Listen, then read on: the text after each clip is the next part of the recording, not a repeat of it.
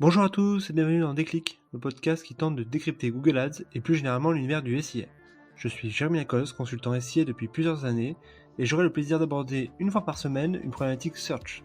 Sans langue de bois mais toujours avec bienveillance, l'ambition au cours de chaque épisode est de déconstruire les mythes autour de Google Ads, une plateforme qui vient de fêter ses 20 ans, en partageant mes échanges, lectures et retours d'expérience.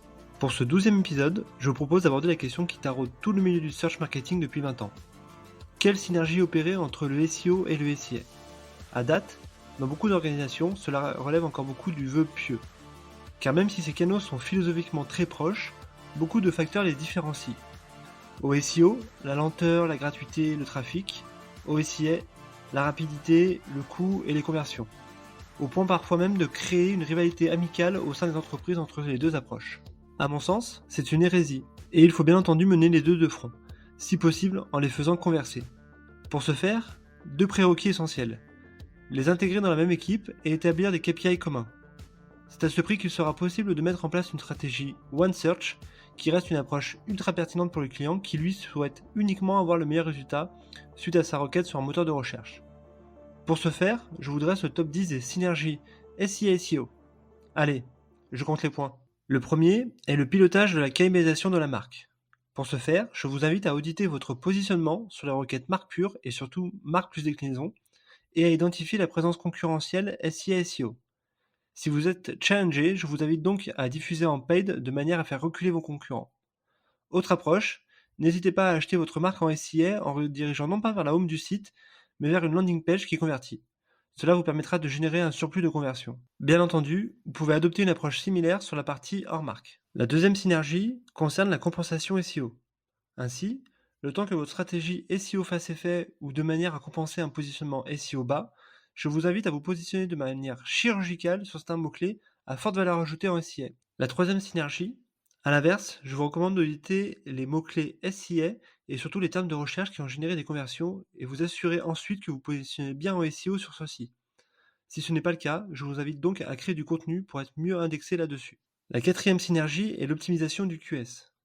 L'un des facteurs majeurs du Quality Score est ce que Google appelle la convivialité de la landing page. À mon sens, il faut être pragmatique. Plus cette page est user-friendly, c'est-à-dire une expérience UX qualitative et ou un contenu riche, mieux Google l'indexera en SEO et meilleur sera aussi le QS. C'est donc finalement un effort qui alimentera les deux canaux.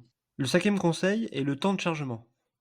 Désormais, dans l'onglet Page de destination, nous avons accès au score de vitesse mobile des landing pages SIA.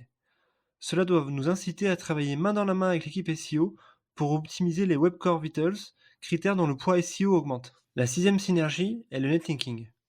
À travers vos campagnes GDN ou Performance Max, vous avez accès à l'inventaire de diffusion et notamment aux emplacements qui ont généré le plus de conversions. La bonne pratique est ensuite de les partager à l'équipe SEO afin qu'elle puisse faire du netlinking avec ces différents domaines. La septième astuce concerne les annonces SIA. Il s'agit d'identifier les éléments créatifs qui génèrent les meilleurs CTR et le plus grand volume de conversion afin de les appliquer aux annonces SEO, car au-delà du trafic, le SEO doit rester à mon sens un générateur de conversion. La huitième synergie se structure autour des SQR. Autre bonne pratique, le partage tous les mois des SQR SIA et SEO de manière à identifier les tendances sémantiques et à analyser s'il y a un intérêt à se positionner dessus. Neuvième piste, l'optimisation technique. La mise à jour des éléments sémantiques des pages utilisées pour les campagnes DSA de manière à alimenter Google Ads avec les bonnes variables dynamiques. Et enfin, dernier point, la mise en place d'un dashboard commun. Il est essentiel de mettre en place un dashboard commun et unique pour piloter les deux leviers en croisant finalement des sources de données assez proches, que ce soit la Search Console, Google Ads, Microsoft Ads ou l'outil de web analyse. Cela permet de prendre en compte les différentes touches marketing. Cette liste n'est évidemment pas exhaustive et doit prendre en compte le degré d'intensité concurrentielle du marché. Je l'ai déjà dit lors d'un précédent podcast, si vous êtes fortement challengé, le double positionnement SIA et SEO me semble pertinent. Reste ensuite à optimiser et personnaliser l'approche en fonction du canal. Voilà, ce 12e épisode touche déjà à sa fin, j'espère que vous avez eu le déclic. Comme toujours, je suis preneur de vos retours, propositions de sujets en commentaire ou par message privé sur LinkedIn. D'ici là, prenez soin de vous, et si vous me cherchez, vous savez me trouver, sur Google bien sûr. Allez, à la prochaine!